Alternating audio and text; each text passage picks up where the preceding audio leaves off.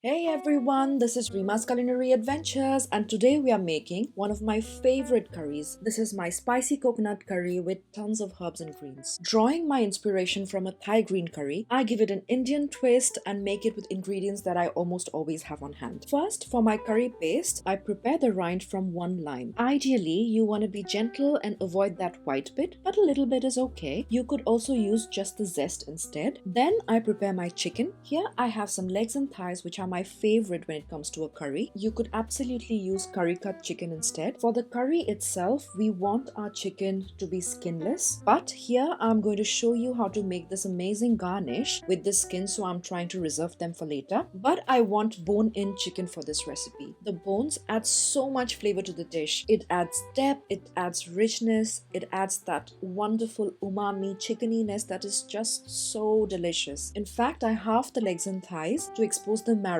which makes the gravy even more flavorful and makes the pieces more manageable in a curry. You can use some boneless chicken, but you will have to use some chicken stock to get the same amount of flavor. Now I prepare a very simple and a quick marinade for my chicken. First, I take some white pepper and grind it into a fine powder. There are a couple of reasons why I use white pepper here. Firstly, it's got a wonderfully subtle, a more refined flavor that allows the other ingredients to come through. Secondly, it doesn't interfere with the color of my dish. I reckon black pepper will really sully the color here. So if you don't have white pepper, I would omit it completely and add a few extra chilies with my curry paste. Once you can see that your pepper is ground to almost like a fine powder, add almost all of it to your chicken and then add in some salt and juice from half a lime. Mixing well to ensure that everything is well combined, I set it aside to marinate while I prepare the rest of my ingredients. Now the Indian inspiration comes full swing. I add in a tablespoon of coriander seeds, a teaspoon of cumin seeds, and grind it into a fine powder. Of course, you can make things more convenient and add powdered spices instead, but whole spices will always deliver way more flavor and you can control the level to which you grind them. I really enjoy when my coriander and cumin seeds are slightly coarse. They go into the oil, get fried a little, and add this lovely pop of flavor, which I find quite delightful. Then I prepare my green onions. Here you can see that I have a lot of green onions here, but I'm using it for three different purposes. The top bright green part delivers that freshness at the end of the dish. I slice it as finely as possible and save that to use later. The white bit will cook down to deliver that allium flavor, almost like you would a regular onion. In fact, you could absolutely use a regular onion here. I would refrain from using a red onion because that will again affect the color of the dish, but you could use onions if that's what you have. The middle bit gets chopped into bite-sized pieces and used almost like a vegetable. If you ever find yourself with lots and lots of green onions, believe me, this is a recipe to try. Now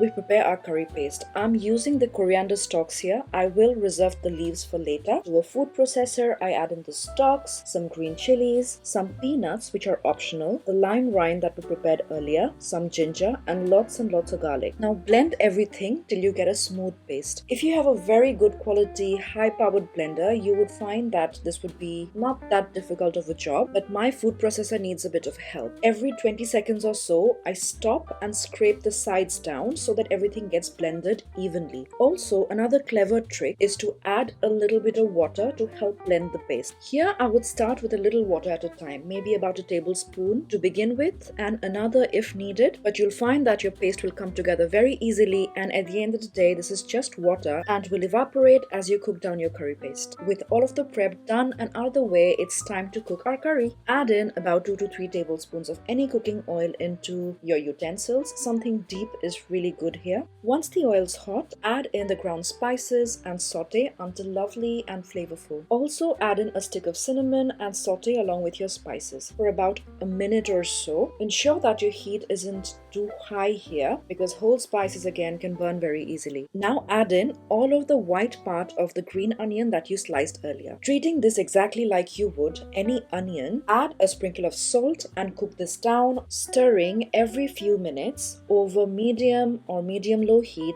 until it cooks down completely and the oil starts to separate. You don't necessarily need to have it caramelized, but you want this to get completely softened. Then add in your curry paste and cook it down until the curry paste is completely cooked through and dry and you see the oil start to separate a little. Again, your heat should be low or medium-low and then stir every once in a while to ensure that nothing sticks and burns. That said, a little bit of fond at the bottom of the pan is actually quite nice in terms of flavor. Let me zoom it in and show you what I mean. You can see a few brown bits there. That's a lot of flavor. That deglazed along with the sauce will do wonders to your dish. Now add in all of the chicken and stir to combine with all of the spices. Add in some garam masala and stir with your heat slightly high to help the chicken release some of its juices. Once you can see a bit of steam and you can see that the bit that's in contact with the pan is frying a little, reduce your heat back down to medium low, and then cook this through with the lid on, stirring every 3 to 4 minutes till your chicken is getting lovely and golden and developing a lot of that lovely caramelized flavor. You want to see that oil separate and you want to see a lot of fond develop. That fond then gets mixed in with the chicken and fried further. A lot of that deep flavor that you taste in this curry comes down to this. Once you see that your chicken is lovely and golden and the spices look caramelized, it's time to add in your coconut milk. This recipe does not call for a lot of coconut milk, just enough so that it's lovely and creamy, but not so much that it becomes the dominant flavor of the dish. I stir well to combine, and with my heat on medium high, I let it boil a little so that it reduces slightly and the flavors intensify. Then I add in my water, about twice the amount of my coconut milk, and once it's all mixed in, I bring the temperature to high and let it come to a boil. Then I bring the heat back down and gently simmer my curry away till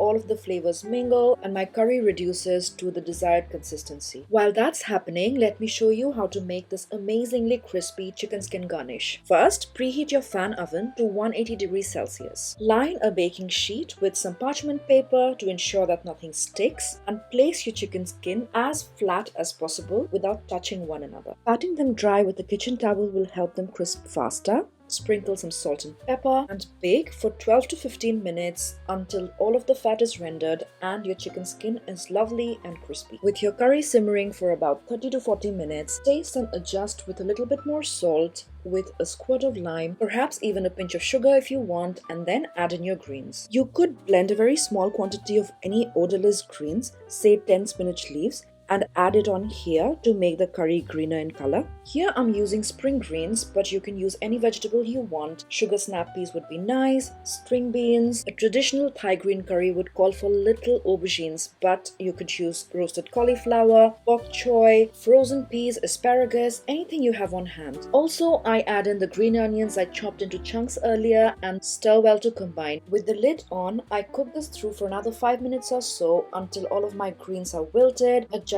with more lime juice, stir in some coriander leaves, and it's time to serve. This chicken and coconut curry pairs best with rice. Just some plain steamed rice is perfect here. For the best experience, the garnish or the toppings are just as important as your curry. Add some of your warm curry over some rice, top with lots of coriander leaves, some of that finely sliced green onion, chili flakes, roasted peanuts, a generous helping of crispy fried onions, which you call brista in Indian grocery stores, sliced chilies, some of that crispy chicken skin, some lime wedges, and enjoy. Please like, subscribe, and comment if you like this recipe. Thanks for watching and have a happy day.